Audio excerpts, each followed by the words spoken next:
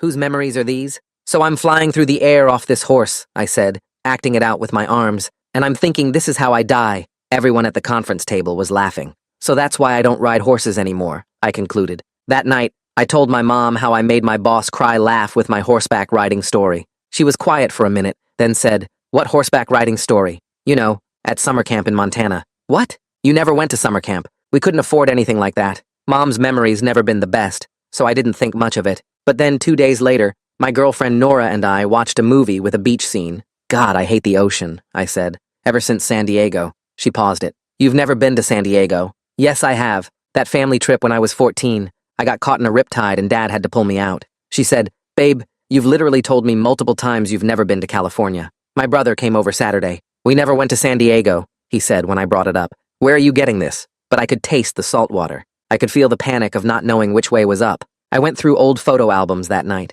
Beach photos, but none from San Diego. I found my 8th grade yearbook. The teacher I remembered who threw chalk at students didn't exist in any of the faculty pages. Nora said maybe I was stressed and confusing dreams with memories. I called my doctor. She asked if anything had changed recently. I told her I'd switched sleep medications 3 weeks ago because insurance stopped covering the old one. "That can mess with your memory sometimes," she said. "Stop taking it, and let's see what happens." I stopped. The memories kept coming. I remembered my grandfather teaching me chess before he died. I called my mom. "Grandpa died when you were 2, she said. "He never taught you anything." I started checking every memory I had. A summer job at a movie theater, breaking my wrist in 8th grade, a dog named Cooper we had growing up. About half of them nobody else remembered. My doctor ran blood tests. Everything came back fine. She sent me to a neurologist who did brain scans. "Everything looks completely normal," he said. "No tumors, no damage, nothing." He asked if I'd ever had a head injury. I checked my medical records right there. Nothing. He asked about family history. Anyone with memory problems or mental health issues?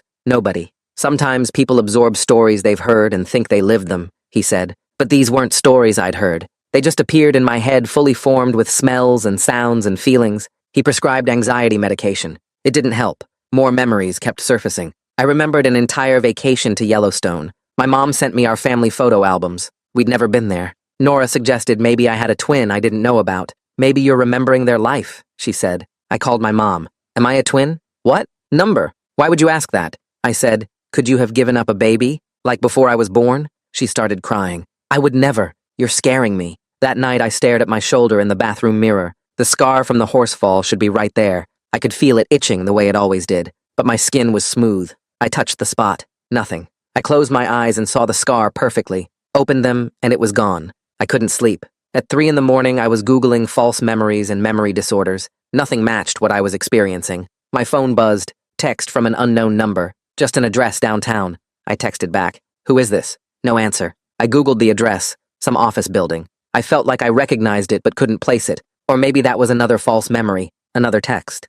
"Tomorrow, 10 a.m. We need to talk about your brother." "What about my brother?" I said. The next text said, "He died when you were 7. Car accident. You were in the car too." My hands started shaking. I had one brother and he was alive. I'd just seen him. But suddenly I remembered something else. The crash. The funeral. My mom sobbing. Being in the hospital with a broken leg. I ran to the bathroom and threw up. Another text when I got back. "Which memory is real? The living brother or the dead one? You can't tell anymore, can you?" I called my brother. Voicemail. Called again. Voicemail. Called my mom. "Is my brother alive?" I asked when she picked up. "What kind of question is that?" "Of course he is." "Are you absolutely sure? Did I have a brother who died?" She was crying. "No, stop. You need help." I opened my photos. Hundreds of pictures of my brother. Thanksgiving last month. My birthday in June. The baseball game last week. But I also remembered his funeral. Remembered being 7 and not understanding why everyone was crying. Remembered the way his casket looked. Both felt exactly the same amount of real. Nora came in.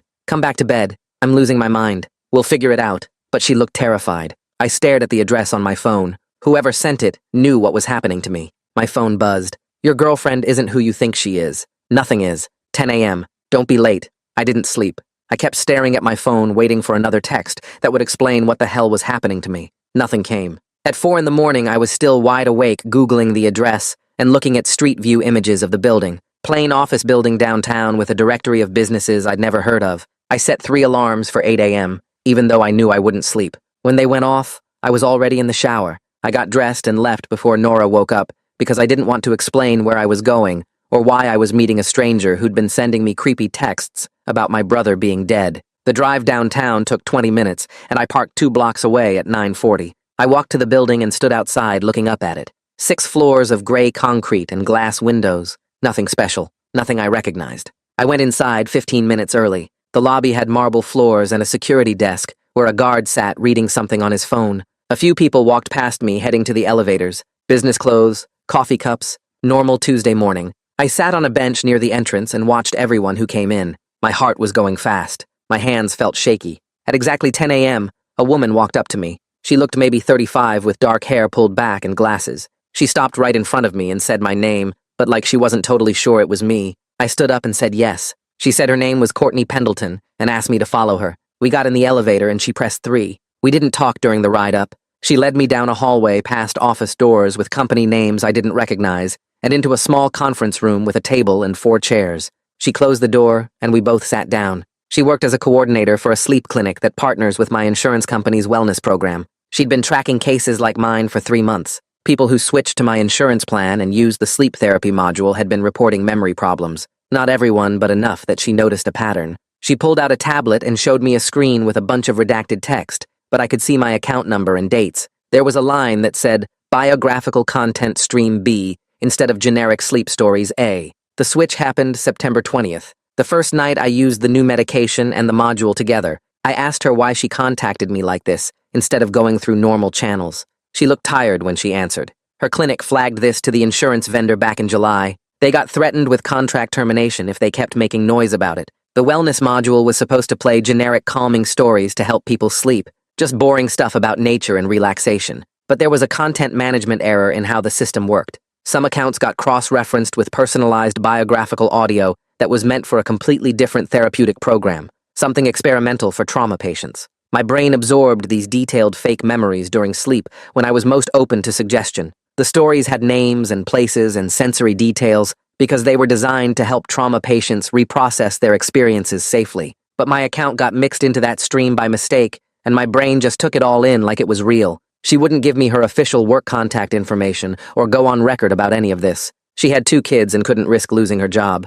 I was frustrated, but I got it. She said she'd send me whatever documentation she could gather without getting caught. I asked if there were other people dealing with this, and she said yes, but she couldn't tell me who they were. I left the meeting feeling 2 things at once, validated that I wasn't losing my mind or developing some brain disease, but also mad as hell that a corporate screw-up had been messing with my reality for weeks, and nobody wanted to take responsibility. I spent my lunch hour in a coffee shop down the street searching for Courtney Pendleton online. Found her on LinkedIn. She really did work at the sleep clinic she mentioned. Her profile said she'd been there 4 years. That helped me trust what she'd told me, even though the whole anonymous meeting thing was weird. Back at my apartment that afternoon, I logged into my insurance portal and started digging through all the paperwork I'd agreed to when I signed up. Pages and pages of terms of service and privacy policies. I found it buried in Section 12 of the consent forms. Language about adjunctive therapeutic content delivery and experimental wellness protocols. I'd checked the box agreeing to it without reading any of the details, because who actually reads that stuff?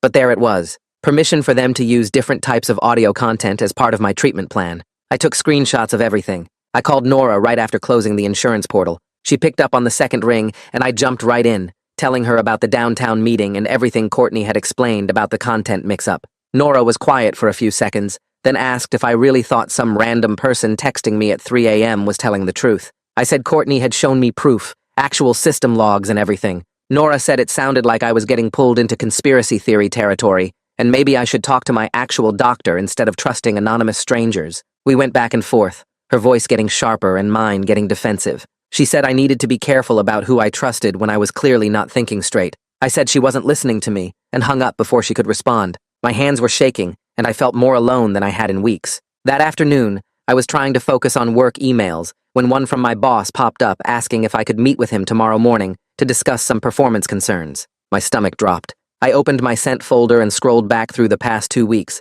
3 missed deadlines. 2 client meetings where I'd apparently zoned out and missed key discussion points. A project proposal I'd completely forgotten to submit. I'd been so wrapped up in the memory crisis that work had become background noise. I closed my laptop and sat there staring at the wall, realizing how badly I'd let things slip. I needed my medical records to build a case, so I called my primary care doctor's office. The receptionist put me on hold twice before coming back to say they could process my complete prescription and treatment records, but it would take 3 business days. I asked if there was any way to speed it up, and she said no, that was their standard processing time. 3 days felt like forever when I needed answers right now, but I gave her my email address and hung up feeling frustrated. That night, I couldn't stop thinking about the biographical content stream and what other false memories might be sitting in my head waiting to surface. I grabbed a notebook and started writing down every significant memory I could recall. Summer camp in Montana, the San Diego riptide, Grandpa teaching me chess, the movie theater job, breaking my wrist, Cooper the dog, the Yellowstone vacation, my brother's funeral. I made 2 columns, one labeled verified and one labeled needs checking. About half my memories had no external proof backing them up. The list kept growing as more memories came to mind. First day of high school, learning to drive, a camping trip with friends. Each one felt completely real, but I had no way to know which ones actually happened. At 2 a.m., I was still awake, laptop open on my bed, Googling insurance wellness program lawsuits and false memory implantation. I found academic papers about memory formation and sleep states, articles about therapeutic audio programs, nothing that matched my exact situation. Every search led me down another rabbit hole of information that didn't quite fit. The isolation of being the only person dealing with this made everything worse. Even Nora didn't believe me anymore. I closed the laptop and lay there in the dark, my mind racing through memories I couldn't trust. The next morning, I showed up at my boss's office 15 minutes early. He closed the door and pulled up a spreadsheet showing my missed deadlines and incomplete projects from the past 2 weeks. He said he was concerned about my distracted behavior in client meetings and asked if everything was okay. I tried to explain I was dealing with a medical issue without going into specifics. He listened and then suggested I consider taking short-term leave to get things sorted out. He said my well-being was more important than any project deadline, and the company had programs to support employees through health crises. I felt embarrassed that it had gotten bad enough for him to notice, but also relieved to have an option that didn't involve getting fired. I told him I'd think about it and get back to him by the end of the week. He nodded and said to take whatever time I needed to figure things out. Back at my desk, I sat there for a while just processing the conversation. Part of me wanted to refuse the leave because it felt like admitting defeat, but another part knew I couldn't keep working like this, constantly distracted and unreliable. I pulled out my phone and called Heather's office directly, asking to speak with her instead of leaving a message. The receptionist put me through after a few minutes. I explained everything about the false memories, how they'd started right after switching medications, the meeting with Courtney, the content stream mix-up. Heather asked detailed questions about when symptoms had started and how they'd been progressing. She sounded genuinely concerned, not dismissive like I'd worried she might be. She confirmed she'd prescribed the new sleep medication 3 weeks ago when my insurance stopped covering the old one. She said she'd had no idea about any wellness module being part of the package. That wasn't something they'd discussed during our appointment. Her voice got quieter, and she said she was really worried about what I was going through. She offered to help however she could, whether that meant different medication or referrals to specialists or documentation for work. I thanked her, and we agreed to follow up after I got my full medical records in 3 days. That afternoon, I was checking my email when a message from Courtney popped up, sent from a personal Gmail account instead of her work address. The subject line said, "Example trigger content. Listen with support present." My hands started shaking as I clicked to download the attached audio file. The file name was generic, just a string of numbers and letters. I stared at it on my screen, not sure if I was ready to hear what had been playing in my head while I slept.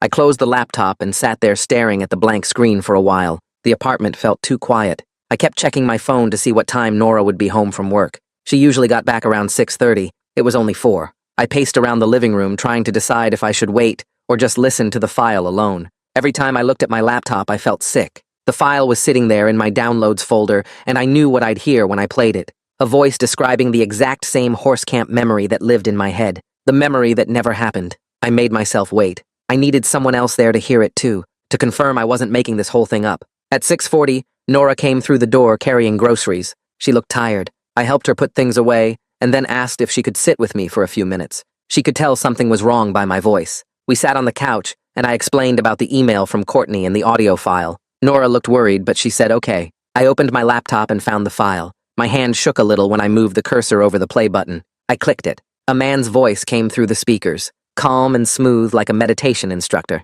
He started describing a summer camp in Montana, the mountains in the distance, the smell of pine trees and horse manure, the rough feel of the saddle leather. The instructor's name was Randy, and he wore a beaten-up cowboy hat. The horse was a mare named Biscuit, brown with white spots on her hindquarters. Everything matched. Every single detail was exactly how I remembered it. The voice described leading Biscuit out to the trail, the other kids laughing and talking, the sun hot on my shoulders, Then the part where Biscuit got spooked by something in the bushes, how she reared up and I lost my grip. Flying through the air, the ground rushing up, landing hard on my back, the wind knocked out of my lungs. My chest got tight while I listened. My heart started pounding. I could smell the horses, that specific smell of sweat and hay and dust. I could feel the fear of falling, the panic of not being able to breathe when I hit the ground. It wasn't just remembering anymore. My body was reacting like it had actually happened, like the memory was real. Nora grabbed my hand. She was saying something, but I couldn't focus on her words. The audio kept playing,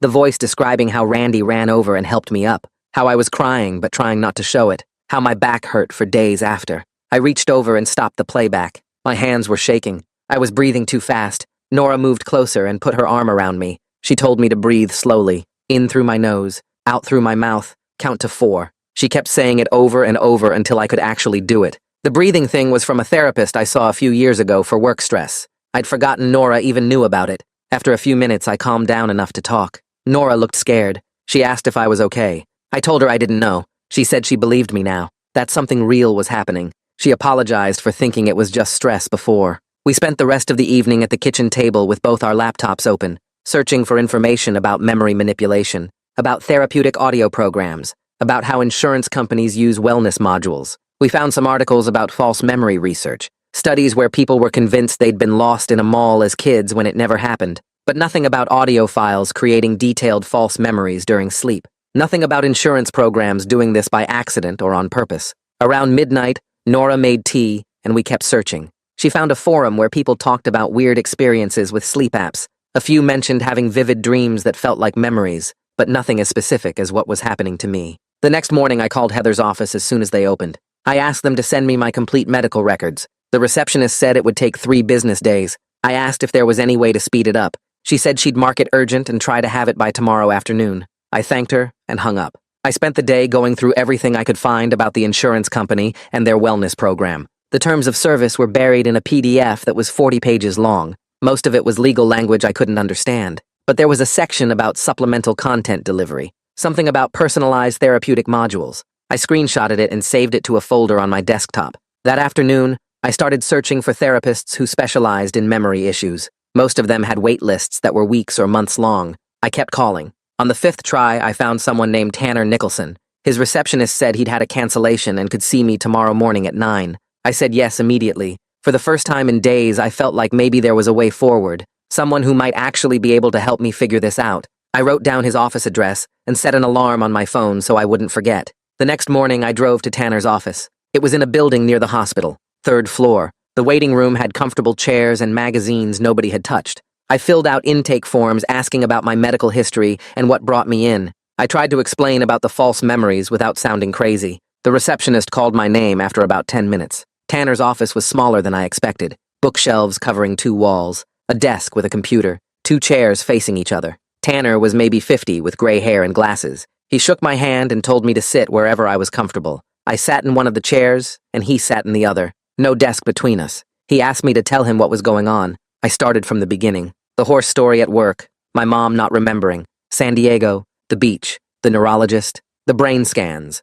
the texts from Courtney, the audio file, all of it. He listened without interrupting. He didn't look at me like I was losing my mind. When I finished, he was quiet for a minute. Then he explained how memory formation works, how our brains are especially open to suggestion during certain sleep stages, how detailed narratives delivered during those times can create memories that feel completely real. He said what happened to me was rare, but not impossible, that given the right conditions, someone could essentially plant memories that would be impossible to distinguish from real ones without external verification. He asked if I'd brought the audio file. I had it on my phone. He listened to a few minutes of it. Then he nodded and said this was exactly the kind of detailed sensory content that could create false memories in someone's mind during sleep. He said we could work on this, that there were tools and techniques to help me sort through which memories were real and which weren't. Tanner pulled out a journal from his desk drawer, plain black cover. He said the first step was learning to test my memories against reality. Photos, receipts, other people's accounts, physical evidence. He told me to start keeping track, write down memories I questioned, then investigate them, look for proof. He said about half my work would be detective work, and half would be learning to live with uncertainty. Some memories I might never be able to verify one way or the other. I took the journal. It felt solid in my hands, real. He taught me some questions to ask myself when a memory came up. Does anyone else remember this? Is there physical evidence? Does the timeline make sense with other verified events? Can I find any documentation? He said to be systematic about it, not to trust my feelings about whether something was real. Feelings weren't reliable anymore, only evidence. We scheduled another appointment for next week. He told me to start using the system right away, to bring the journal to our next session so we could review what I'd found. I left his office feeling something I hadn't felt in weeks. Not exactly hope, but maybe direction, a plan, something concrete I could do instead of just drowning in confusion. That afternoon, I sat at my kitchen table and opened the journal. I started listing memories, big ones, significant life events. Then I went through them one by one. My 8th grade graduation. I found photos, verified. My first job at a pizza place in high school. I found my old pay stubs in a box in the closet, verified. The dog named Cooper. I called my mom. She said we never had a dog. I asked Seth. He confirmed. No dog. I wrote it down. False memory. By evening, I'd gone through about 20 memories. 10 were verified. 10 had no evidence and nobody else remembered them. The feeling of not knowing which half of my life was real hit me hard. My hands were shaking as I wrote. But at least now I had a method, a way to work through this instead of just being lost. I closed the journal and made myself dinner, tried to focus on what I knew was real. This apartment, this table, this food, the present moment. Later that night, Nora came over. We sat on the couch and I told her I needed to ask her something directly. She looked nervous. I asked why we switched insurance plans. She didn't answer right away, just looked at her hands. I waited. Finally, she said it was cheaper. I asked why that mattered so much. We'd had the old insurance for 2 years and it was working fine. She got quiet. Then she told me she'd been struggling with credit card debt, that she hadn't wanted to tell me because she was embarrassed, that she thought if we switched to the cheaper plan, she could use the money she saved to start paying it down. I asked how much debt. She said almost $4,000.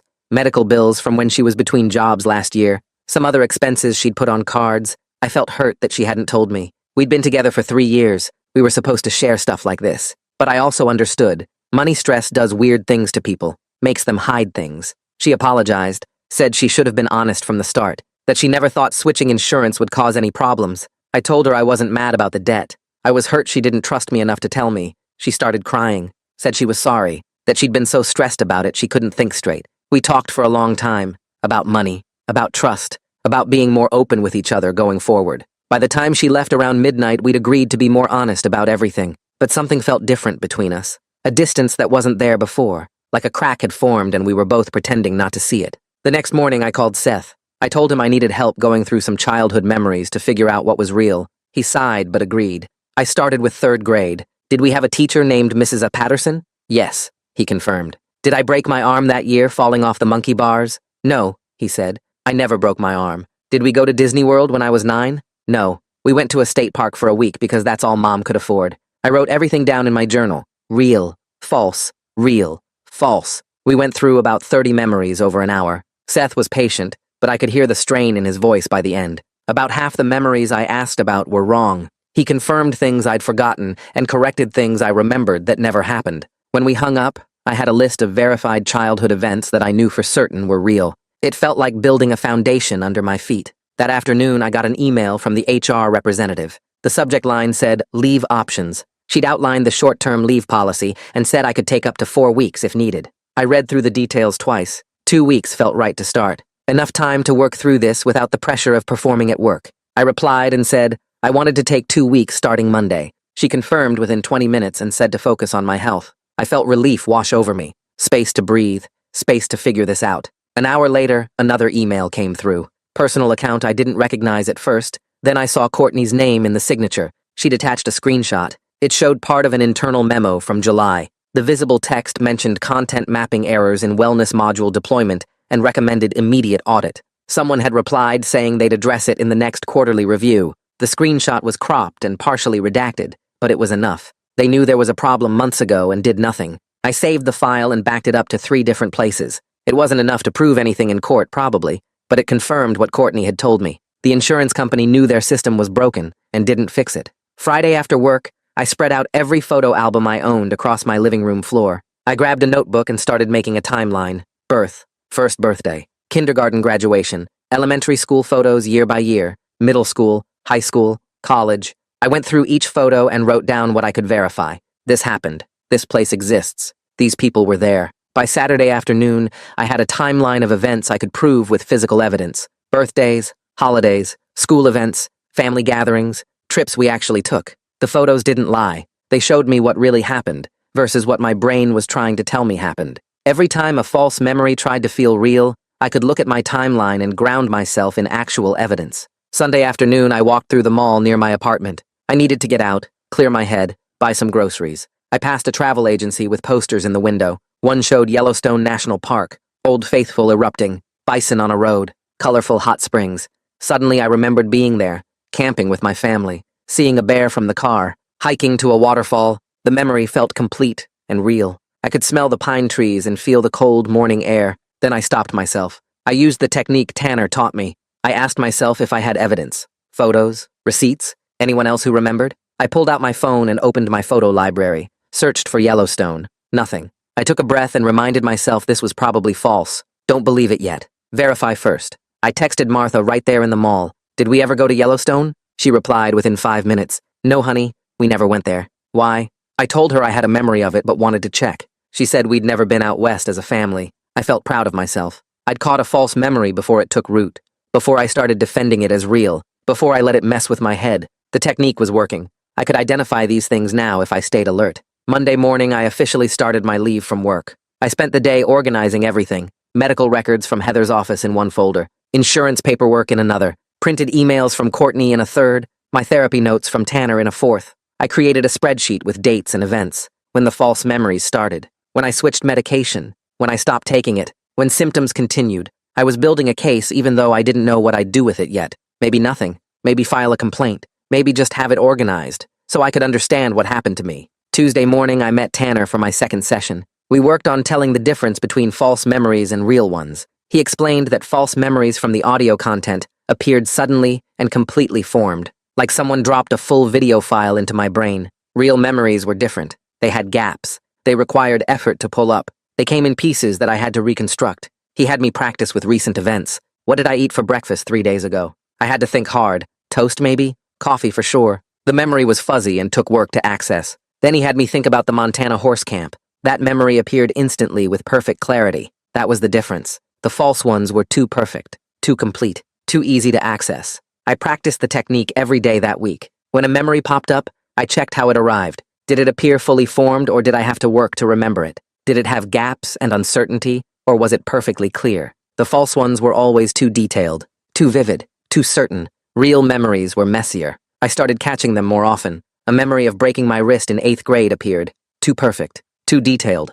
I checked with Seth. Never happened. A memory of my first day of high school appeared. Fuzzy and incomplete. I had to work to pull up details. I checked old photos. Real. The constant checking was tiring, but it was better than the chaos of not knowing. I felt more in control, more confident that I could tell what was real if I stayed careful. Thursday afternoon, I logged into my insurance portal to check on a claim. The homepage had a new banner at the top. Service improvements to wellness module content delivery. I clicked through to read more. Corporate language about enhanced user experience and optimized content management systems. Nothing about errors. Nothing about people getting false memories. No apology. No acknowledgement that anything had been wrong. Just smooth, professional language designed to make it sound like they were doing me a favor. I took screenshots and added them to my documentation folder. They were covering their tracks. I grabbed my phone and pulled up the customer service number from the insurance website. The automated menu had 8 options, and none of them matched what I needed. I pressed 0 3 times before getting a real person. She asked for my member ID and date of birth and reason for calling. I explained the wellness module issue, and she said she'd transfer me to technical support. Hold music for 6 minutes. The next person asked for my member ID again, and I had to repeat the whole story. He said this sounded like a billing question and transferred me to member services. More hold music. The third person listened to my explanation and said she didn't have access to wellness module information and would need to transfer me to the vendor support team. I checked the time. 20 minutes already. The vendor support line rang 4 times before someone picked up. I went through my member ID again and described the content errors and the banner about service improvements. The guy said he didn't see any notes about content problems in my account and asked if I'd tried logging out and back in. I told him this wasn't a technical glitch. It was contaminated audio content that gave me false memories. He went quiet for a minute, then said he'd need to escalate this to his supervisor. 10 more minutes on hold. The supervisor came on and asked me to describe the issue one more time. I was trying to stay calm, but my voice was getting tight. I explained the sleep therapy content, the false memories, the meeting with Courtney, everything. She said she understood my concern and would create a ticket for the content management team to review. I asked when I'd hear back, and she said typically within 5 to 7 business days. I asked if anyone else had reported this problem, and she said she couldn't discuss other member cases. I asked if they had any documentation about the content errors, and she said she didn't have access to that level of system information. The whole conversation felt like talking to a wall. She offered to send me a confirmation email about my escalated concern, and I said yes, just to have something in writing. 40 minutes of my life gone, and I'd gotten exactly nowhere. I opened my laptop and searched for state insurance regulators. The health department website came up first. I clicked through to the complaint section and found an online form. It wanted detailed information about the insurance company, the specific problem, dates when things happened, and what I'd already done to try to fix it. I spent an hour filling it out. I described the medication switch, the wellness module enrollment, when the false memories started, my medical appointments, the meeting with Courtney, and the corporate runaround I'd just experienced. I attached screenshots of the insurance portal showing the wellness module and the vague service improvement banner. I uploaded copies of my prescription records showing the medication change date. I wrote out a timeline of every false memory I could document and how each one had been disproven. The form had a section asking what outcome I wanted, and I wrote that I needed them to investigate the content contamination, make sure it wasn't still happening to other people, and hold the insurance company responsible for proper oversight of their vendors. I read through everything twice to make sure it was clear and complete, then hit submit. The confirmation page said my complaint had been received and assigned a case number. Someone from the health department would contact me within 30 days to discuss next steps. 30 days felt like forever, but at least I'd done something official. Seth came over Thursday night for dinner. I'd picked up pizza, and we sat at my kitchen table eating and talking about normal stuff for a while. His job, a movie he'd seen, some friend drama he was dealing with, but I could tell something was off. He kept checking his phone and seemed distracted. Finally, I asked if everything was okay, and he put down his pizza slice and rubbed his face. He said he needed to talk to me about something. My stomach dropped, thinking he was about to tell me some bad news. But instead, he said my constant calls asking him to verify memories had been really hard on him. He said he loved me and wanted to help, but it was starting to feel like every conversation we had was me asking if some random thing from our childhood actually happened. He said he was worried about me, but he also had his own life and his own stress, and he needed some space. I felt like I'd been punched. I hadn't realized how much I'd been leaning on him. I'd been so focused on my own crisis that I hadn't thought about what it was doing to him. I apologized right away. I told him he was right, and I was sorry for putting so much on him. I said I should have noticed I was calling too much and asking too many questions. We talked about what would work better and came up with a plan. I'd limit memory verification stuff to 1 conversation per week, unless it was a real emergency. For everything else, I'd use my journal and the verification tools Tanner was teaching me. Seth seemed relieved and said he appreciated me understanding. I felt bad for not seeing it sooner. He'd been helping me this whole time, and I'd just been taking and taking without thinking about the cost to him. We finished dinner and talked about other things, and it felt better, but I could tell some damage had been done. I needed to be more careful about how I was handling this with everyone in my life. Friday afternoon, I had another session with Tanner. I told him about the conversation with Seth and how I'd been overwhelming people with constant verification requests. Tanner said this was actually a good problem to identify because it meant I was ready to develop more sustainable coping strategies. He pulled out a worksheet, and we went through different types of memories together. He asked me which memories actually mattered for my daily life and which ones were just nice to know. Like, did it really matter if I went to Yellowstone as a kid or not? Number. Did it matter if I could trust my memory of where I parked my car this morning? Yes. He helped me create categories. Critical memories were things like work responsibilities, appointments, recent conversations with people I cared about. Those needed verification if I felt uncertain. Non-critical memories were random childhood stuff, or stories I might tell at parties. Those could stay uncertain without causing real problems. He said the goal wasn't to verify every single memory I had. That was impossible, and would drive me crazy. The goal was to function day to day, while being aware that some memories might not be reliable. We practiced with examples. A memory of my first day at my current job popped up, and I worked through checking it against my employment records and emails from that time. Real. A memory of a birthday party at some kid's house when I was 9 appeared, and I realized I had no way to verify it, and it didn't actually matter. Let it go. The practice felt good. Like I was building actual skills instead of just panicking every time something felt uncertain. Saturday morning, I logged back into the health department website and found the link to submit a complaint to the insurance ombudsman too. That was a separate process from the state health department, specifically for issues with insurance companies. I filled out another detailed form with all the same information: dates, timeline, documentation, what I wanted them to do about it. I attached the same screenshots and records, hit submit, and got another confirmation with a different case number. 2 official complaints now on file. It felt like I was actually doing something instead of just being a victim of corporate mistakes. The processes would take time and might not lead anywhere, but at least I'd tried. At least there was a record somewhere that this had happened to me. That night, Nora came over, and we ordered Chinese food. We'd been avoiding the money conversation for days, but I could tell it was weighing on both of us. After we ate, I brought it up directly. I said we needed to talk about the insurance switch and why she'd really pushed for the cheaper plan. She got quiet and stared at her plate. Then she said the debt was worse than she'd told me before. Not just a few $1,000s, nearly $15,000 from medical bills and living expenses when she was between jobs last year. She'd been terrified to tell me because she thought I'd think she was irresponsible or judge her for getting into that situation. She said she'd been trying to handle it alone,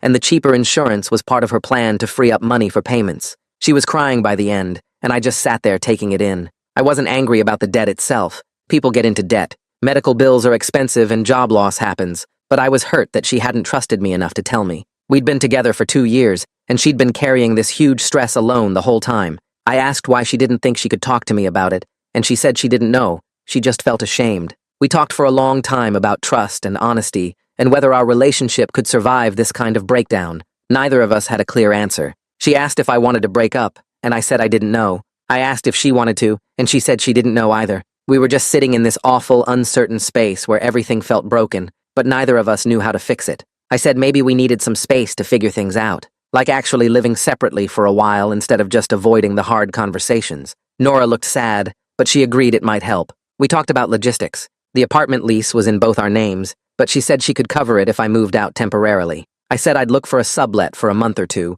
while we both got our heads straight. The conversation was sad, but it also felt like the first honest thing we'd said to each other in weeks. We agreed to keep in touch, but give each other real space to think. Sunday morning, I started looking at short-term rental listings. I found a furnished studio apartment available immediately, month-to-month lease, not too expensive. I called the landlord and went to see it that afternoon. Small but clean, everything I needed. I signed the paperwork and got the keys. Monday and Tuesday, I moved my essential stuff. Clothes, laptop, some kitchen things, my documentation folders. Nora helped me pack, and we were friendly but quiet. It felt like we were both mourning something, even though we hadn't officially broken up. By Wednesday night, I was sleeping in my own space for the first time in 2 years. The studio was quiet and simple, and there were no reminders of Nora everywhere I looked. No tension about money or insurance or memory problems. Just me and my stuff and my thoughts. I slept better that night than I had in weeks. The constant low-level stress of being around someone I wasn't sure I could trust anymore was gone. I felt sad, but also relieved.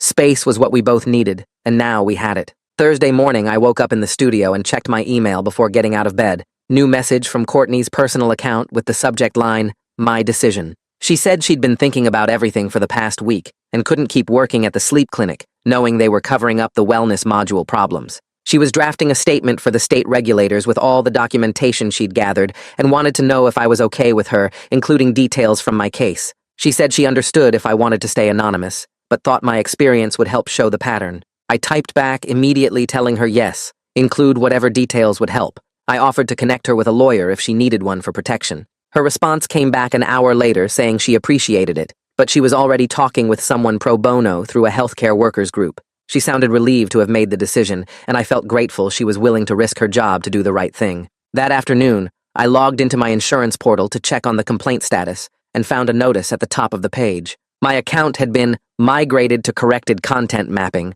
with an effective date of today. No explanation of what that meant. No acknowledgement that anything had been wrong, just corporate language about system updates and improved user experience. I clicked through every page looking for some kind of apology or explanation, but found nothing. The anger hit me hard sitting there staring at my laptop screen. They'd messed with my brain for weeks, and now they were acting like they'd just fixed a minor technical glitch. I took screenshots of everything and added them to my documentation folder. Saturday morning, I found a thick envelope in my mailbox from the insurance company's legal department. Inside was a settlement offer letter on official letterhead. They would cover my therapy costs for 6 months and pay me $1,500 if I signed the attached agreement. I read through the whole thing twice. The money would go into my account within 30 days of signing. All therapy appointments would be fully covered with no copays through March. But I had to sign a paper saying I wouldn't talk about what happened or pursue any legal action. The offer felt insulting after everything I'd been through. 6 months of therapy wasn't enough when I didn't know how long recovery would take. $1,500 didn't come close to covering the stress and fear and relationship damage, and they wanted me to stay quiet so nobody else would find out about their mistakes. I put the letter in my folder and tried to calm down. My next therapy session with Tanner was Monday morning. I brought the settlement letter with me and put it on his desk. He read through it carefully while I sat there picking at my thumbnail. When he finished, he asked what my first reaction had been. I told him it felt like they were trying to buy my silence cheap. He nodded and asked what I actually needed versus what they were offering. We spent the rest of the session working through that question. I realized I wanted them to admit they'd made a mistake and hurt people. I wanted them to cover ongoing care for as long as I needed it, not just 6 months. And I wanted them to fix their system so this wouldn't happen to anyone else. Tanner helped me think through what fair resolution would look like without getting stuck on anger or revenge. By the end, I had a clear picture of what to ask for. That night, I logged into the complaint portal and drafted a counteroffer. Full coverage for therapy and any related medical care for 2 years minimum. No requirement to sign away my right to talk about my experience, but I'd agree not to file a lawsuit if they met my terms. And I wanted documentation that they'd done an internal review and made changes to prevent future content mapping errors. I didn't expect them to accept, but I was stating what fair looked like. I hit submit and felt proud of myself for not just taking whatever they offered. The insurance vendor's lawyer responded the next morning. The email came through at 9:30, and the tone was completely different from the settlement letter. He said if I didn't accept their original offer by end of week, they would withdraw it entirely. He used words like generous and final, and made it clear they thought I was being unreasonable. I read the email 3 times, feeling my blood pressure rise. Then I closed my laptop and went for a walk around the neighborhood. I wasn't going to respond immediately and let them pressure me into a bad decision. The state investigators' involvement might change their position, and I wanted to see how that played out first. Wednesday afternoon, I got a confirmation email from the state health department. They'd received my complaint and assigned it to an investigator who would be reaching out within 2 weeks. Just knowing someone official was looking into this made me feel less alone. I wasn't just one person fighting a big company anymore. There was a system in place to hold them accountable, even if it moved slowly. I forwarded the confirmation to Courtney so she'd know her documentation would have somewhere to go. The next few days, I noticed something changing with my memory symptoms. The intrusive false memory flashes were happening less often. I'd been off all sleep audio content for 2 weeks now, and my brain seemed to be clearing. My natural sleep was lighter, and I woke up more during the night, but the trade-off was worth it. During the day, my thinking felt sharper and more grounded. I could focus on work tasks without random memories popping up and confusing me. The improvement gave me hope that recovery was actually possible with enough time. Friday morning, my boss sent an email checking in on how I was doing. He asked if I'd be ready to return to work when my 2 weeks of leave ended next Monday. I appreciated him asking instead of just expecting me back. I replied asking if I could extend the leave to 4 weeks total. I explained I was making progress, but needed more time to get stable. He responded an hour later saying my well-being was the priority, and he'd approve the extension. I felt relieved to have more breathing room. 4 weeks would give me time to sort out the settlement situation and get further into therapy without the pressure of work performance hanging over me. Saturday morning, I opened my email and found a message from Courtney's personal account. The subject line said, "Moving forward," and I clicked it immediately. She wrote that she'd submitted her resignation at the sleep clinic and provided the state investigator with all the internal documentation she had about the content mapping errors. She was moving to a different state for a fresh start. She thanked me for being willing to speak up about what happened and wished me luck with everything. I read it twice, feeling grateful that she'd done the right thing even though it cost her. Her documentation would give the investigation real evidence instead of just my complaint. I forwarded the email to my personal files and made a note of the date in my tracking journal. 3 days later, the insurance company's lawyer sent a new settlement proposal. The tone was completely different from the threatening message I'd gotten before. They offered full therapy coverage for 18 months instead of 6. The NDA was limited, so I could discuss my experience with medical providers and family. They committed to doing an internal audit of their wellness module and fixing the content mapping system. It wasn't perfect, but it was real accountability instead of just trying to shut me up with money. I printed the proposal and highlighted the key terms. Then I called Tanner's office and asked if I could schedule a session to review the settlement before responding. His assistant found me an appointment for the next afternoon. At the session, I brought the printed proposal and went through each section with Tanner. He helped me understand the legal language and confirmed that the NDA wouldn't prevent me from talking about my experience in therapy or with people I trusted. That was what mattered most to me. I didn't need to post about this publicly or sue them. I just needed to be able to process what happened without being silenced. Tanner thought the terms were reasonable given the circumstances. He reminded me that no amount of money would undo what I'd been through, but coverage for ongoing care was important for my recovery. I left his office feeling confident about accepting the offer. That evening, I logged into the insurance portal and submitted my acceptance of the settlement terms. I signed the electronic agreement and saved copies of everything to my laptop and a backup drive. The money would cover my therapy sessions and help with rent on the sublet apartment while I figured out my next steps. I felt relieved to have this part resolved, even though the memory work was far from over. The next morning, I texted Nora asking if she wanted to meet for coffee. She agreed, and we picked a place halfway between our apartments. When I got there, she was already sitting at a corner table with 2 cups in front of her. She'd ordered my usual drink without asking. We sat down, and I started by saying we needed to talk honestly about where our relationship was. She nodded and said she'd been thinking the same thing. We both acknowledged that the financial secrecy and the stress of my memory crisis had broken something between us. The trust wasn't there anymore. We'd been trying to fix it for weeks, but neither of us felt like we were getting anywhere. She said she still cared about me, but couldn't keep pretending everything would go back to normal. I agreed. We decided to separate as friends, instead of dragging things out and making each other miserable. The conversation was sad, but it felt mature and respectful. We weren't angry at each other. We just recognized that sometimes relationships don't survive certain kinds of damage. We finished our coffee and made a plan to divide our shared belongings over the weekend. Saturday afternoon, Nora came to the sublet, and we went through boxes of stuff we'd accumulated together. Books and kitchen items and decorations. We split everything without arguing about who deserved what. She took the blender because she actually used it. I kept the coffee maker because I couldn't function without it. We agreed to check in with each other in a few months when the emotions weren't so raw.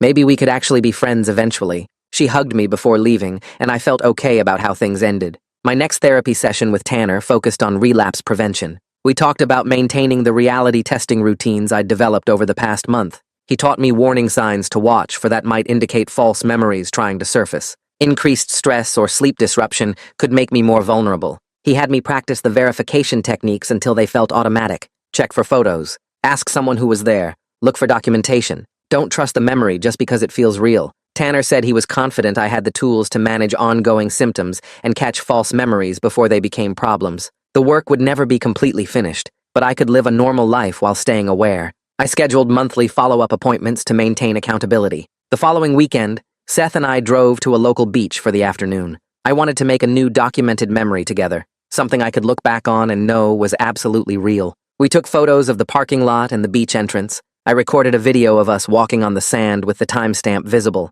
We got ice cream, and I kept the receipt. Seth understood what I was doing and didn't make fun of me for being so deliberate about it. We talked about regular stuff like his job and my plans for going back to work. I felt present in the moment, knowing this experience was real and would stay real, because I was being intentional about documenting it. 2 months after everything started, I was back at work part-time. My boss had me ease in with 20 hours a week, focusing on projects I could complete independently. I was managing pretty well with my verification routines and therapy support. The false memory flashes still happened occasionally, but less often than before. When one popped up, I'd immediately apply the reality testing tools. Does anyone else remember this? Is there physical evidence? Does the timeline make sense? Most of the time, I could identify false memories within minutes instead of days. I kept my verification journal updated and checked it whenever I felt uncertain. I was slowly rebuilding trust in my own mind while staying realistic about the ongoing work it required. My coworkers didn't know the details of why I'd been on leave, and I didn't volunteer the information.